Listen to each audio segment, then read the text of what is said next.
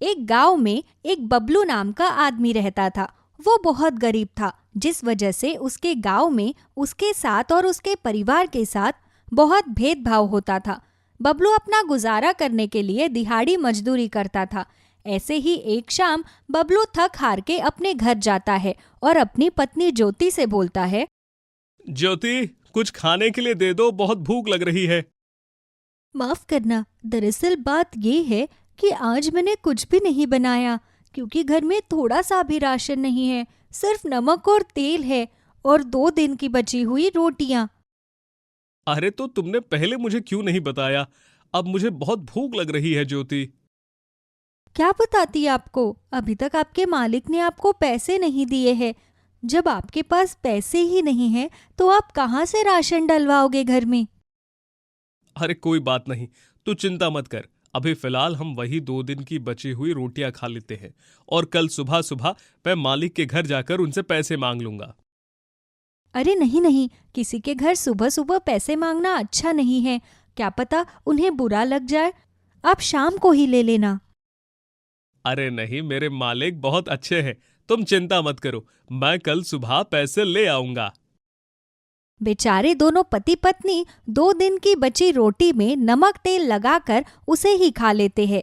ऐसे ही अगली सुबह बबलू अपने मालिक के घर जाता है। मालिक, मुझे आपसे कुछ पैसे चाहिए। दरअसल मेरे घर में 1 रुपया भी नहीं है और घर में बहुत सारा जरूरत का सामान डलवाना है। अरे बड़ा बेशरम है बबलू तू। अरे ये कोई समय है क्या पैसे मांगने का? सुबह के 10 बज रहे हैं और तू है कि अपना मुंह उठाकर आ गया मेरे घर पर। जा यहां से, यहां कोई पैसे नहीं है। मालिक, भगवान के लिए हमें खाली हाथ मत भेजिएगा। आप तो जानते ही हैं पूरे गांव में हमारे साथ कितना भेदभाव होता है। कोई भी हमारी मदद करने के लिए तैयार नहीं है। इसीलिए बहुत उम्मीद से आया हूं आपके पास। आप हमें ज्यादा नहीं, बस 1000 रुपए दे दीजिए। 1000 तो क्या, मैं तुझे 1 रुपया ना दूं? चुपचाप जा यहां से, शाम को पैसे मिल जाएंगे तुझे। बबलू का मालिक उसे पैसे देने से मना कर देता है और उसे वहां से भगा देता है। तभी रास्ते में बबलू को एक फलों का बगीचा दिखाई देता है। बबलू वो बगीचा देखकर बहुत खुश होता है। अरे ये क्या, इस बगीचे में कितने सुंदर सुंदर फल हैं। एक काम करता हूँ, इस बगीचे से कुछ फल तोड़ लेता हूँ। बेचारी ज्योति ने भी कुछ भी ठीक से नहीं खाया है, वो भी भूखी होगी। अभी इसी से काम चला लूंगा मैं। बबलू अंदर जाकर अपने खाने के लिए फल तोड़ने लगता है। तभी वहां बगीचे का मालिक आ जाता है। नालायक गरीब कहीं का, तुझे शर्म नहीं आती क्या? किसी के बगीचे में बिना पूछे घुसकर फल तोड़ते हुए। मालिक माफ कीजिएगा, दरअसल कुछ दिनों से खाना नहीं खाया है ना, तो बस इसीलिए। ज्यादा नहीं, थोड़े से फल चाहिए। हाँ हाँ, तेरे बाप ने इस बगीचे में फल लगाए हैं ना, इसीलिए तू यहाँ से फल लेने आया है। रुक जा, अभी बताता हूँ तुझे। तेरे जैसे गरीब भिखारी लोगों को मैं अच्छे से जानता हूँ। मालिक माफ करिएगा, मुझसे बहुत बड़ी भूल हो गई। अब मैं दोबारा से बगीचे में कभी नहीं आऊंगा। नहीं नहीं, तूने यहाँ आने की जो भूल की है ना, उसकी सजा भी तुझे मिलना बहुत जरूरी है, ताकि आगे से तू कभी इस बगीचे की तरफ अपनी आंख उठाकर भी ना देखे। बगीचे का मालिक अपने नौकरों को बुलाकर बबलू की अच्छे से पिटाई करवा देता है। बेचारा बबलू जैसे तैसे अपनी जान बचाकर अपने घर आ जाता है। अरे क्या जरूरत थी किसी अनाज के बगीचे में जाने की। कितनी बुरी तरह से मारा है उन्होंने आपको। अरे ऐसे लोग इंसान नहीं होते, बल्कि पैसों का घमंड होता है इन लोगों के अंदर। अगर इंसान होते तो आपकी बात सुनकर समझ जाते कि आप वहाँ कोई चोरी करने नहीं, बल्कि किसी नेक इरादे से आए थे। कोई बात नहीं ज्योति, वैसे भी वो बगीचा उनका था और मैं उनके लिए अनजान था। अगर उन्होंने मुझे मार भी दिया तो अब क्या ही कर सकते हैं। गलती भी तो मेरी ही थी, मुझे नहीं जाना चाहिए था वहां पर। लेकिन मैंने सोचा कि तुमने रात से खाना नहीं खाया है, तो क्यों ना तुम्हें यह फल ही खिला दूं मैं। आप ना पागल हो। रात को जो आपने खाया था वही मैंने खाया था। और वैसे भी मुझे तो घर में ही रहना होता है। आप तो बाहर का काम करते हैं, तो मेरे से ज्यादा जरूरत आपको है। अब क्या करूं ज्योति, पति होने के नाते मेरा फर्ज बनता है कि मैं हमेशा तुम्हें खुश रखूं, लेकिन गरीबी के कारण बहुत लाचार हो जाता हूं। चाह कर भी कुछ नहीं कर पाता मैं तुम्हारे लिए। मैं हमेशा तुम्हें एक बेहतर जीवन देना चाहता हूं, लेकिन मजबूर हूं। ऐसे ही थोड़ी देर बाद बबलू अपने काम पर जाता है। तभी उसका मालिक कहता है, क्या बात है बबलू, तुझे इतनी सारी चोट कहाँ से लग गई? मालिक, दरअसल बात यह है कि जब मैं आपसे पैसे मांगने आया था ना, तब मैं वापस अपने घर जा रहा था। रास्ते में मुझे एक बगीचा नजर आया, तो मैंने सोचा कि घर में खाने के लिए कुछ तो है ही नहीं, क्यों ना इस बगीचे में से ही कुछ फल तोड़कर घर में ले चलूं। और जब उस बगीचे का मालिक वहां आया तो उसने मुझे बहुत बुरी तरीके से मारा। तुम जैसे गरीबों का कुछ नहीं हो सकता, बेशर्मों की तरह यहाँ वहां से मार खाते रहते हो। सही कह रहे हैं मालिक आप, गरीब बेशर्म ही होता है, तभी तो बेशर्म वाला जीवन जीना पड़ता है। लेकिन अब क्या ही कर सकते हैं, हमारी किस्मत में शायद यही लिखा है। अच्छा सुन, आज तू आधी दिहाड़ी लगा लेना, तुझे ज्यादा ही चोट लगी है। शाम को डॉक्टर को दिखा दियो, पैसे मैं दे दूंगा। ऐसे ही शाम को बबलू का मालिक उसे पैसे दे देता है। बबलू सबसे पहले डॉक्टर के पास जाता है और अपनी दवाई लेता है और फिर राशन की दुकान पर जाकर राशन खरीद लेता है। अरे वाह, ये क्या, इतना सारा सामान! लगता है कि आज आपकी सैलरी मिल गई है।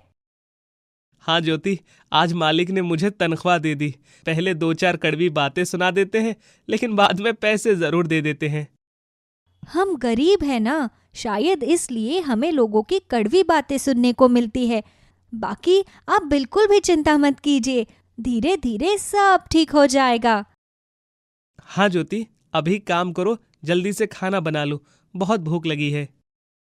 हाँ हाँ, बस थोड़ा सा सब्र कीजिए, बस अभी रसोई में ही जा रही हूँ और आपके लिए बढ़िया बढ़िया खाना बना कर लाती हूँ। अगर आज आपको कुछ बढ़िया खाने का मन कर रहा हो तो बता दीजिए, मैं बना दूंगी। ज्यादा कुछ नहीं, तुम बस मेरे लिए आलू की बढ़िया सब्जी बना दो और पूरी बना दो, मैं वही खा लूंगा। ज्योति जल्दी से रसोई में जाती है और खाना बनाना शुरू कर देती है। ऐसे ही थोड़ी देर बाद दोनों पति पत्नी खाना खाकर सो जाते हैं। रात के करीबन 2 बजे बबलू के घर के बाहर एक गाय बहुत जोर जोर से चिल्ला रही थी। गाय की आवाज सुनकर बबलू घर का दरवाजा खोलता है और वो देखता है कि दरवाजे के बाहर एक छोटी सी गाय खड़ी है। उस गाय का साइज बहुत ही ज्यादा छोटा था। उस बोनी गाय को देखकर बबलू हैरान हो जाता है। अरे ये क्या, ये गाय कितनी छोटी है, इसका कद तो बहुत छोटा है। बेचारी देखने में बेसहारा लग रही है। एक काम करता हूँ, मैं इसे अंदर बुला लेता हूँ। बबलू उस बोनी गाय को अपने घर के अंदर ले आता है और ज्योति को उठाता है। ज्योति उस बोनी गाय के लिए अंदर से खाना लेकर आती है और उसे गाय को खिलाती है। दोनों पति पत्नी अपनी नींद खराब करके बड़े ही प्यार से गाय के पीठ पर अपना हाथ फेर रहे थे। बेचारी बहुत भूखी लगती है, इसका कद छोटा है, इसीलिए लोगों ने इसे पालने से मना कर दिया होगा। एक काम करते हैं ज्योति, हम इस नन्ही सी गाय को अपने पास ही रख लेते हैं, इसे अपनी बेटी की तरह प्यार करेंगे। हाँ, आप बिल्कुल सही कह रहे हैं। ये गाय दिखने में कितनी प्यारी और मासूम सी है। थोड़ी देर बाद वो बोनी गाय एकदम से एक बड़ी गाय हो जाती है। ये देखकर बबलू और ज्योति हैरान हो जाते हैं। अरे ये क्या, ये गाय तो बहुत छोटी थी, अब अचानक इतनी बड़ी कैसे हो गई? ज्योति, ये सब क्या हो रहा है? वही तो मुझे भी समझ में नहीं आ रहा कि आखिरकार ये सब क्या हो रहा है। कहीं हमसे जाने अनजाने में कोई भूल तो नहीं हो गई ना? वो जादुई गाय बबलू और ज्योति से बोलती है, घबराओ नहीं बबलू, मैं एक जादुई गाय हूँ। वो तो मैं बस यहाँ से गुजर रही थी तो मुझे बहुत जोर से भूख लगी थी, तो मैंने सोचा कि क्यों ना मैं ये देखूं कि आखिर कौन मेरी मदद करता है। मैंने इस गांव के बहुत सारे दरवाजों को खटखटाया, लेकिन किसी ने मेरी मदद नहीं की। बस एक तुम्हारा ही घर ऐसा था जहां से मुझे खाली हाथ नहीं लौटना पड़ा। ये तो बहुत अजीब बात है जादुई गाय, कि हम जैसे गरीब लोगों के घर से तो खाली हाथ लौटना नहीं पड़ा। आज मुझे बहुत खुशी मिल रही है ये देखकर कि भले ही हम गरीब हैं, लेकिन हमारे अंदर इंसानियत है। हाँ बबलू, तो बताओ, जाते जाते मैं तुम्हारी कौन सी इच्छा पूरी कर सकती हूँ? तुम्हारे प्रेम भाव से मैं बहुत प्रसन्न हुई हूँ। तुम बहुत अच्छे हो। जादुई गाय, हमें ज्यादा कुछ नहीं चाहिए। दरअसल बात यह है कि इस गांव में हमारे साथ बहुत भेदभाव किया जाता है, क्योंकि हम बहुत गरीब हैं। हम चाहते हैं कि हमारे साथ कोई भेदभाव ना हो। जिस तरह से सबको मान सम्मान और इज्जत दिया जाता है, वैसे हमें भी दी जाए। जादुई गाय अपनी जादुई शक्तियों से बबलू और ज्योति की काया ही पलट देती है। जादुई गाय की मदद से बबलू और ज्योति बहुत अमीर हो जाते हैं। अब कोई भी तुम्हारे साथ कभी कोई भेदभाव नहीं करेगा। बस एक चीज का हमेशा ख्याल रखना, जब भी तुम्हारे पास कोई जरूरतमंद और गरीब इंसान आए, तब तुम उसे कभी भी अपने पास से खाली हाथ मत भेजना। हाँ जादुई गाय, मैं वादा करता हूँ कि मैं हमेशा गरीबों और जरूरतमंद लोगों की मदद करूंगा। जिस तरह से मेरे साथ भेदभाव होता था, मैं कभी किसी के साथ वैसा नहीं करूंगा। इस तरह से जादुई गाय हमेशा हमेशा के लिए अपनी जादुई नगरी में वापस चली जाती है। तो वहीं दूसरी तरफ बबलू और ज्योति दोनों मिलकर गरीब और बेसहारा लोगों की मदद किया करते। भूखे को खाना दिया करते तो वहीं प्यासे को पानी। इस तरह से दोनों पति पत्नी अच्छे काम को करते हुए अपने जीवन में आगे बढ़ते हैं और हमेशा हमेशा खुश रहते हैं।